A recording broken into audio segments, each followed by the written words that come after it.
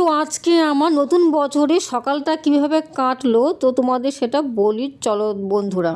তো আজকে ঘুমের থেকে উঠেই আমি বিছানাটা তুলে নিয়ে ঠাকুর প্রণাম করে নেমে পড়লাম। তো এদিকে বাসি ঘরটা ঝাড়ু করে নিয়েছি। তো তারপরে রাতের এঁঠোকাটো বাসনগুলো কলে পরে নিয়ে মেজে ধুয়ে নিয়ে আসলাম, ঘরটা পুছে নিয়ে পরে তো জামা কাপড়গুলো ছিল বাসি সেসব ধুয়ে মেলে দিয়ে আসলাম। তো এবারে স্নান সেরে চলে এসেছি, এবার আমি ঠাকুর পুজো দেবো। তো যেহেতু আজকে বছরের প্রথম দিন বৃহস্পতিবার, লক্ষ্মী বা একটু জল মিষ্টি ফুল দিয়ে নিয়ম নিষ্ঠা মেনে একটু পাঁচালি পরে পুজোটা দিয়ে নিলাম।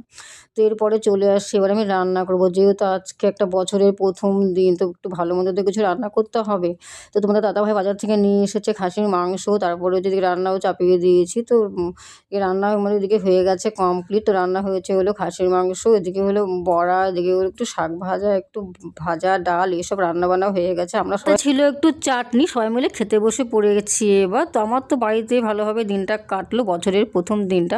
তো তোমাদের কার কার কীভাবে কাটলো বন্ধুরা আজকের দিনটা, অবশ্যই কমেন্টে জানিও।